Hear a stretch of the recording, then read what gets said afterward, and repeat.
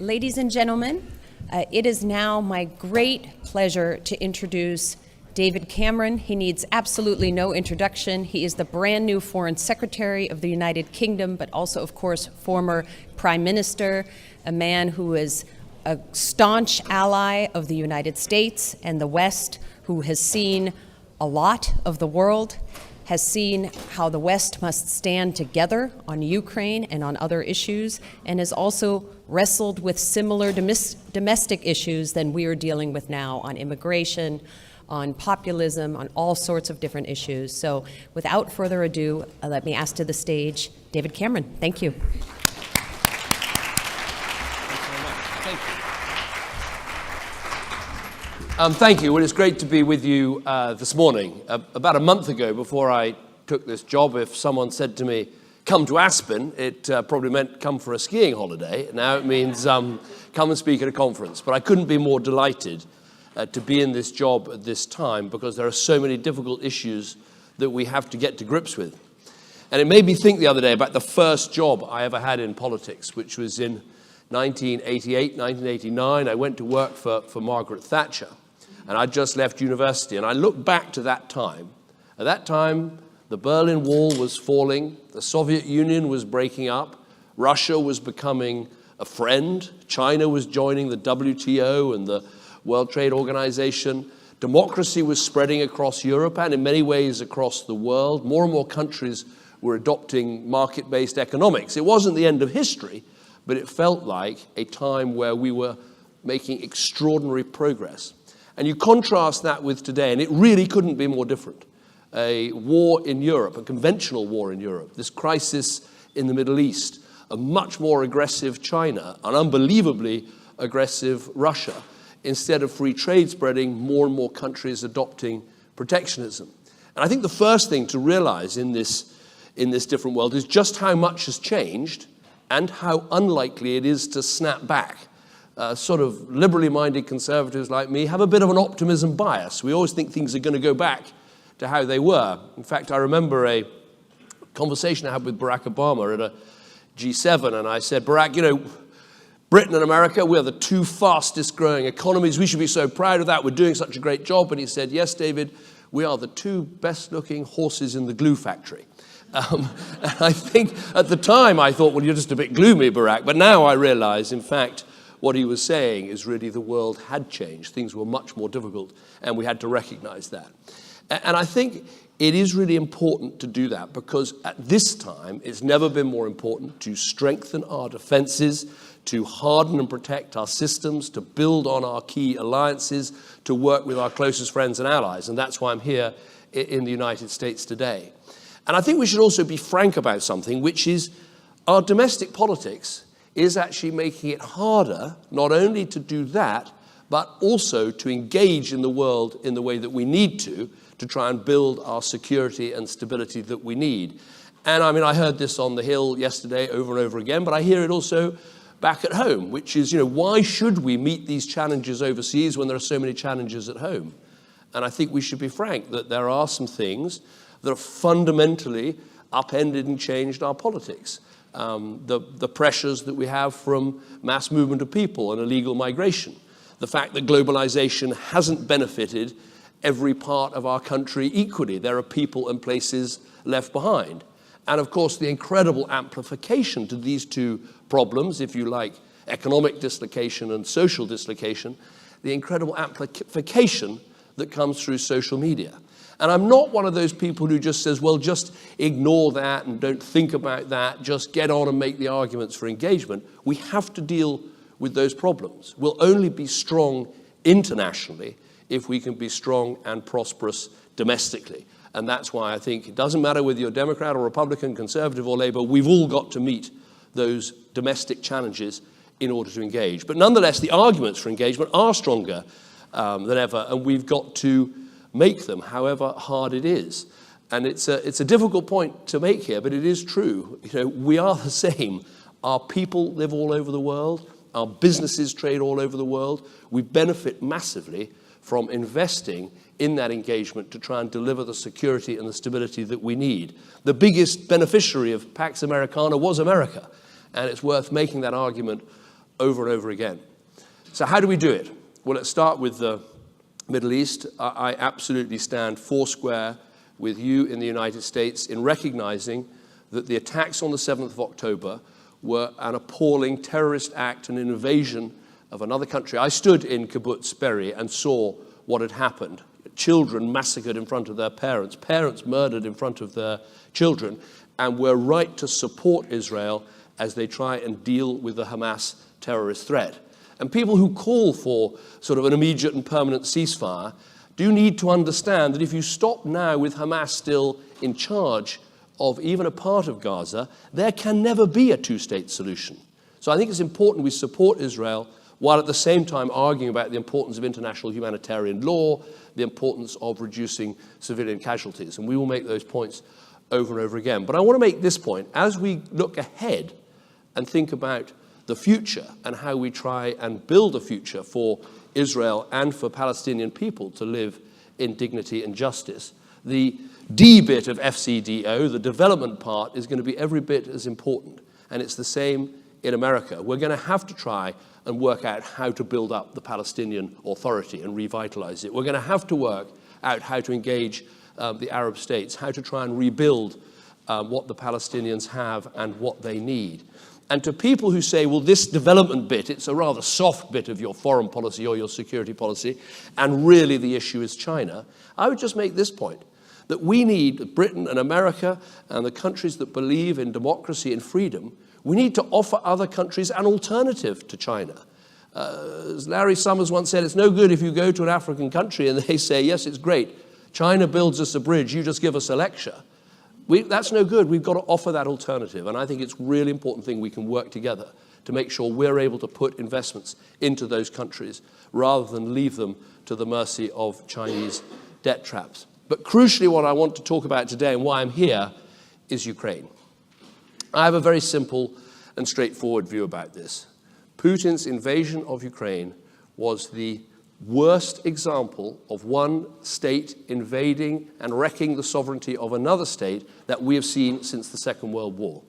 And it is a huge challenge to us. I'm not worried about the strength and unity and consensus and bravery of the Ukrainian people. I've been there. I've seen it for myself. I'm worried that we're not going to do what we need to do. Add up the economies of the countries that are on the side of Ukraine.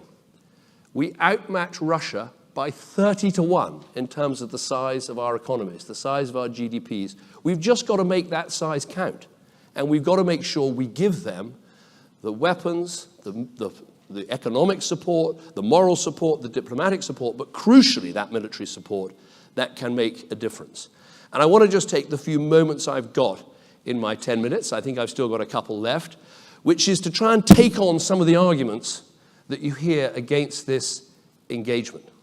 The first thing you hear is, it's failing, it's not working. I think that is nonsense. If you look at what the Ukrainians have done, they have taken back half of the territory that Russia stole. Yes, it's something of a deadlock on land at the moment, but I was standing in the Odessa port just a couple of weeks ago, where the Ukrainians have pushed the Russian Navy back right across the Black Sea.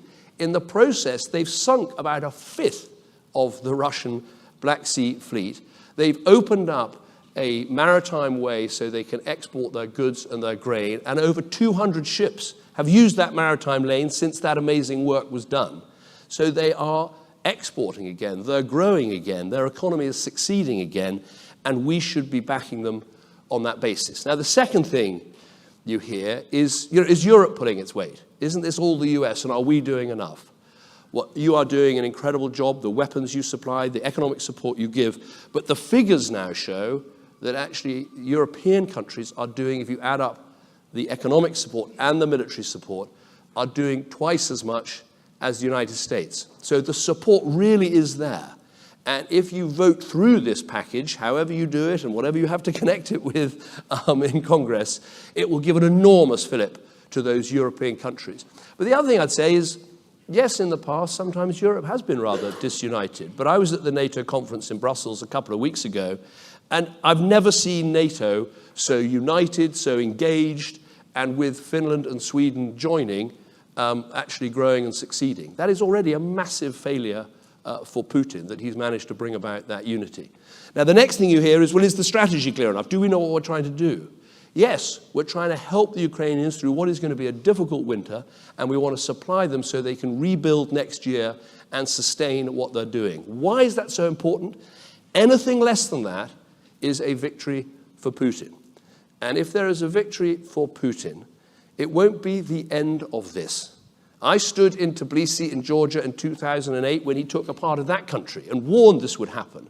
And now it's happened in Ukraine. And if we let him win in Ukraine, it will be somewhere else next. And it won't just be American money that's at risk. It might be a NATO country, so it could be American lives. The value for money of what you have put in is astounding. What is it, like maybe 10% of your defense budget? Used by the Ukrainians has destroyed half of Russia's pre-war military assets. Now, if that isn't a good investment, I don't know what is. I think the final point that people raise is, what about Ukraine? Is it corrupt? Should we be helping this country? Of course, Ukraine isn't perfect, but it is a democracy. It's a democracy that voted in a referendum, every part of that country, Crimea included, Donbass included, to be an independent sovereign country. It is a democracy. It has a remarkable president in President Zelensky, and it's passing laws that are tougher on corruption than anything that exists in your country or in my country. So I see it as the great test for our generation, the great challenge for our generation. Are we going to defend this democracy? And are we going to recognize that European security is also American security? And we should stay united on this. We should pass this money to the Ukrainians. We should back them and make sure that it's Putin that loses. Because if that money doesn't get voted through, there are only two people that will be smiling. One of them is Vladimir Putin in Russia. The other one is Xi Jinping in Beijing. And I don't know about you, but I don't want to give either of those people a Christmas present. Thank you very much. Jennifer.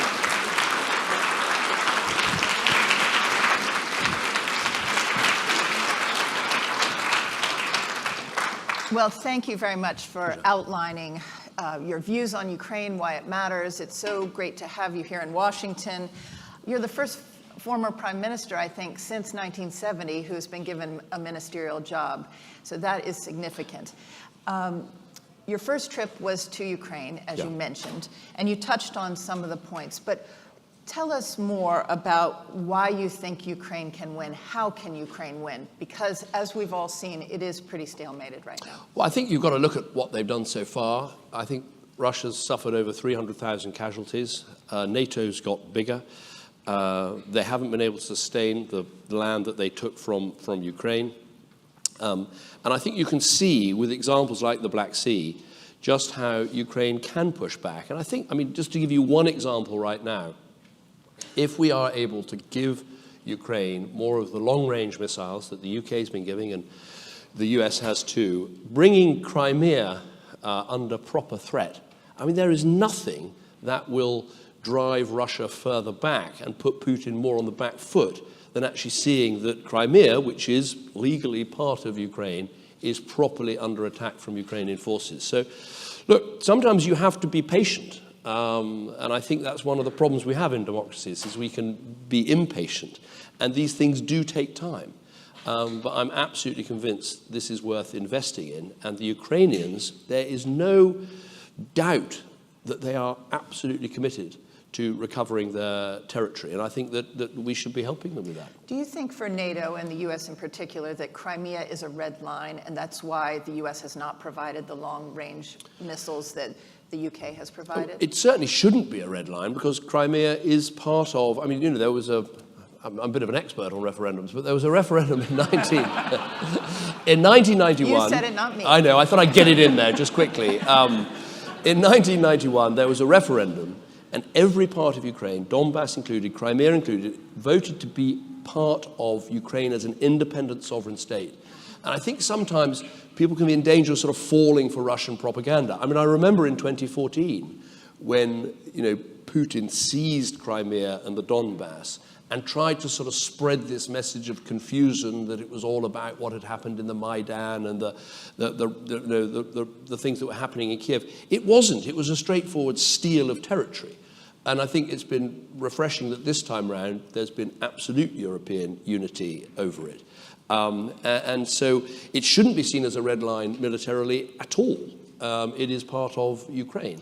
Now, what happens at the end of this process, that's not for us to say. We have to put Ukraine in the very best position that we can and deliver the message to Putin that he is not winning and cannot win. And at that point, then clearly, there'll be different circumstances applying. So you were on the Hill. You met with the House Speaker, Mike Johnson, other Republicans who have expressed concerns about how the money's being spent in Ukraine. Do they have a point? They're concerned about corruption? Yeah. They don't know where the money's going? What were your answers to them? I think they've got, there are lots of concerns people express, but my view is there are good answers to all of that. If you take the issue of the money, as I said, it's 10% of the defense budget to have a massive impact on Russia that has now turned into, we didn't pick this fight. They have turned into our adversary by what they did in Georgia, by what they did in Ukraine. And I'd also make this point that, we're working very hard to not only just supply weapons to the Ukrainians, but also to train them. I started this program as Prime Minister, and Britain has now trained 30,000 Ukrainian soldiers. So from everything I can see, the weapons that are going to Ukraine, the military support that's going into Ukraine, is being used very effectively.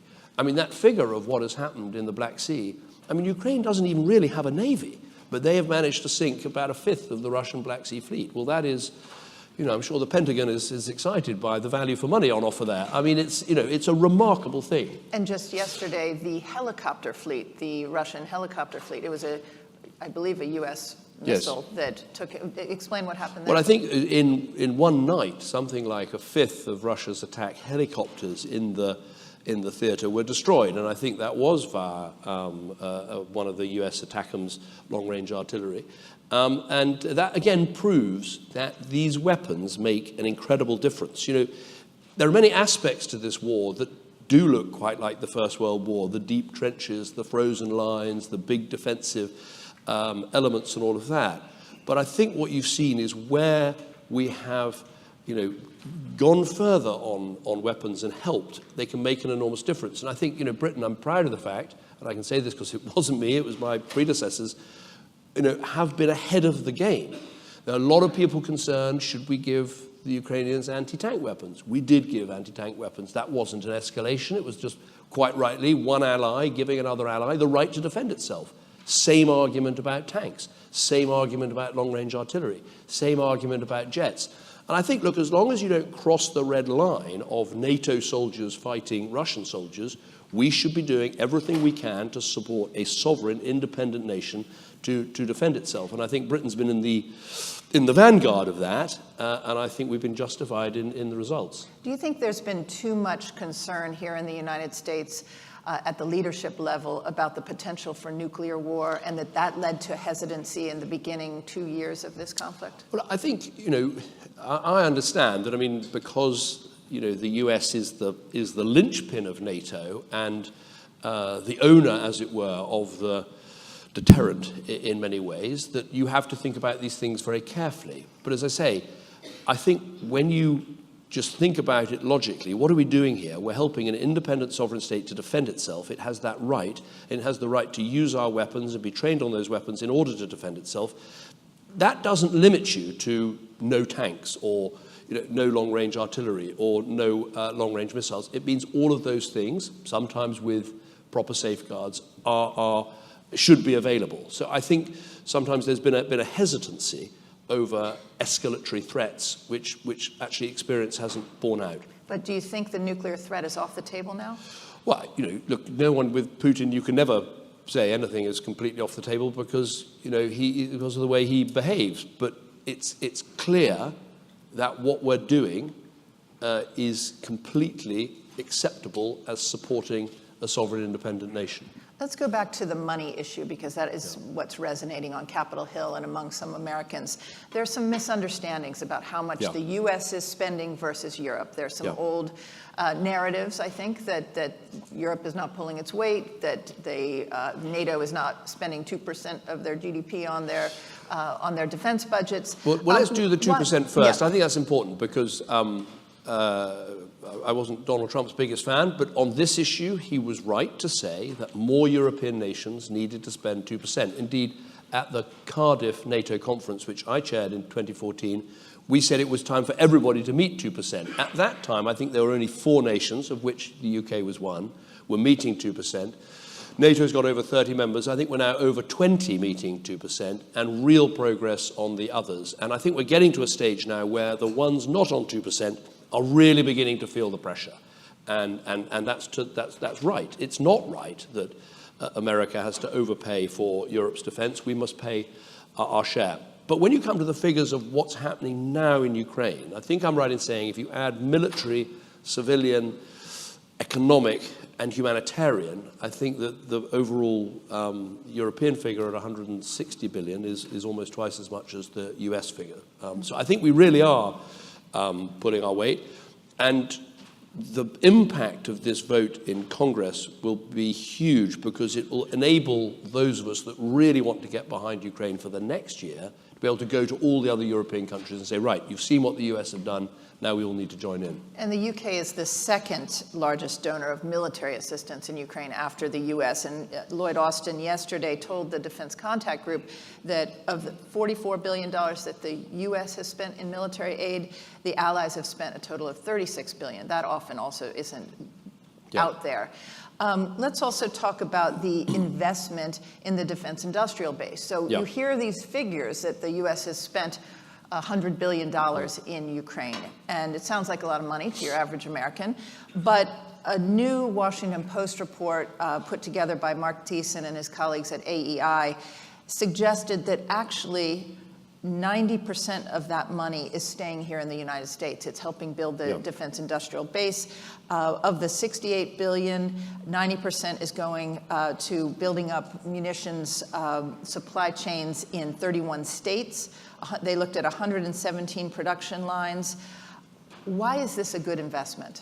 Well, I think it's not only that ultimately lots of our constituents and members of the public live in places, whether in the UK or in the States, where there's a big industrial base and there's jobs and there's investment that will go in as a result. I think also, Ukraine has been a tremendous wake-up call to the West. It's totally reinvigorated NATO in the way that I said, and that's a positive development because NATO has safeguarded our defense these last 60 years. But also, I think it's a wake-up call that, just in time might be okay for, Amazon deliveries, but just in time is not okay for defense. We do need to have bigger stocks. We do need to have more solid supplies. We do need to make sure that our supply chains are secure. And I think all of that work that's taking place is very important. And I think we're at a point where we've got to stop thinking about how we're running down our existing stocks to supply Ukraine. We need to think much more about how we build up our stocks. And I think in the more dangerous and insecure world that I was talking about, supply chains, stocks, defense commitments, these things have become more important. And they're also more important for allies. I've just wedged in the point here that AUKUS, which is a great development, AUKUS won't work as well if we, the Brits, or the Australians, can't sell weapons systems to other allies that need to defend themselves because of the restrictions from ITAR and other things. We've got to find ways as friends and allies and partners to make sure we can help fellow democracies to defend themselves. Why haven't sanctions against Russia and Putin worked? Well, I think they've worked to an extent in that, the calculation I've seen is that had the sanctions not been there would be another $400 billion that would be available to Russia's war machine. I think to start with, we needed to make sure the sanctions were smarter, and the oil restrictions now I think are much better at making sure that the higher oil prices don't feed into Russian revenue.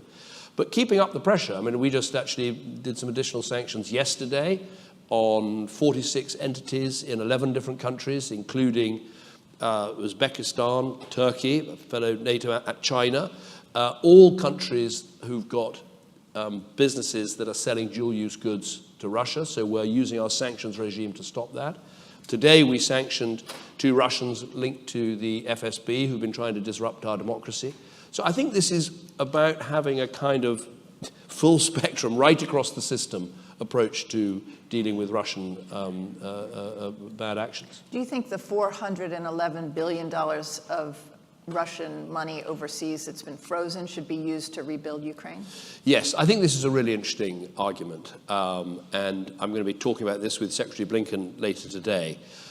All of our countries, quite rightly, have confiscated Russian assets and frozen them, and I think there's a very strong argument for saying, let's, instead of just freezing that money, let's take that money, spend it on rebuilding Ukraine, and that is, if you like, a down payment on the reparations that Russia will one day have to pay for the illegal invasion that they've undertaken. Now, there are lots of arguments that will be produced against this. Arguments about, won't this chill investment in our economies, or isn't this somehow breaching legal undertakings of the past, or all the rest of it. I've looked at all the arguments, and so far I haven't seen anything that convinces me this is a bad idea. And I think it does fall under the bracket of what I said in my remarks, that, you know, the world has changed. The world's changed with Putin's invasion.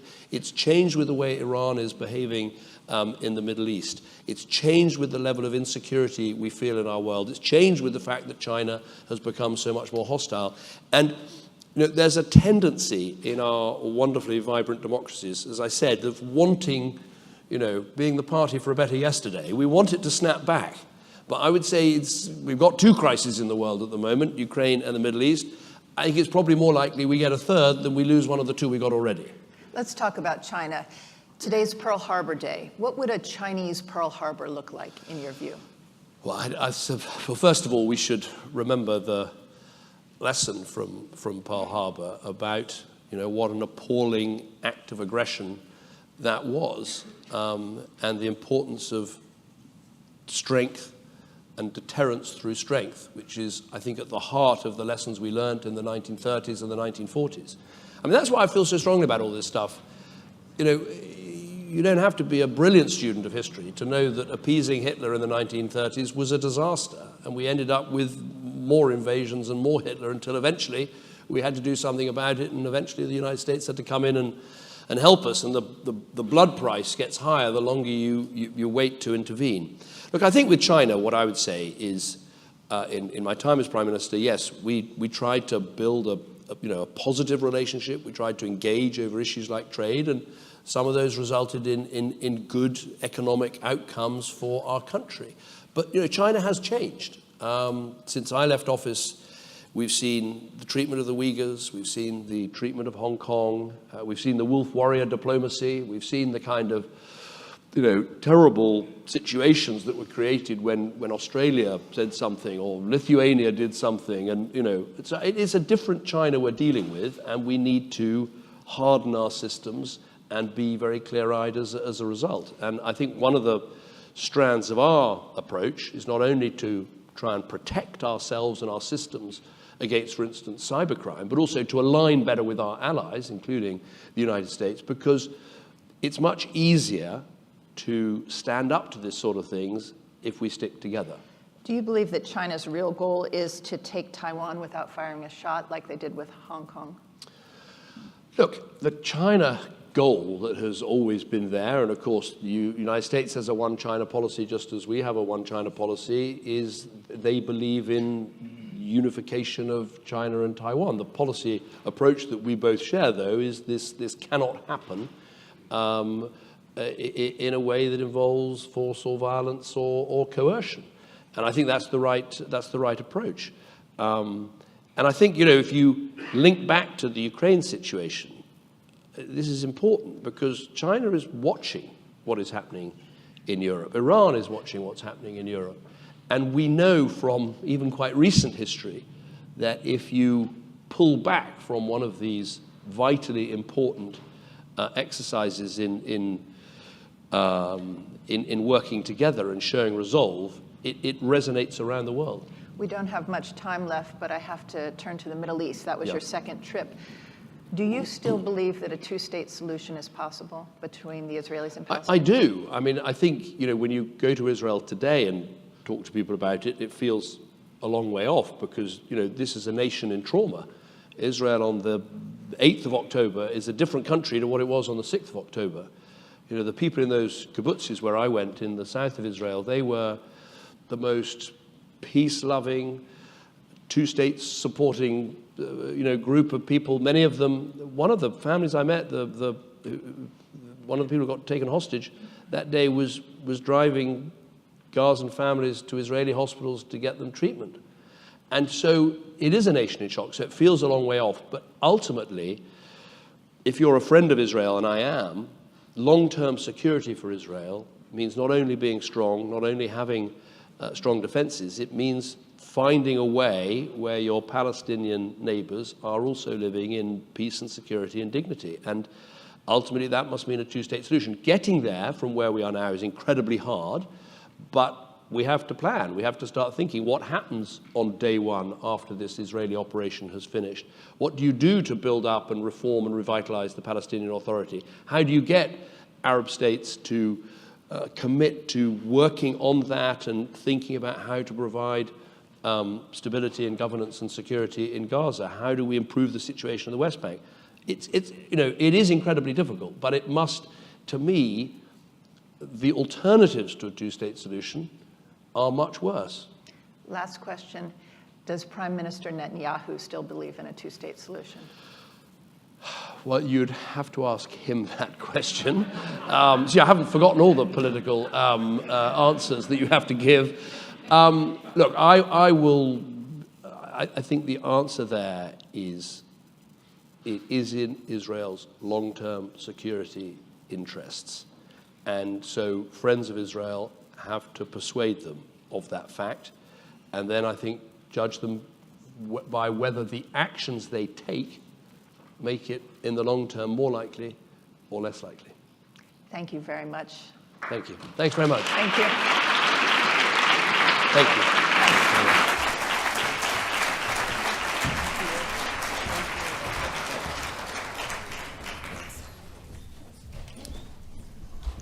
Thank you so much, Foreign Secretary Cameron, for telling us the common sense reasons that the United States, along with Europe and our other allies and friends,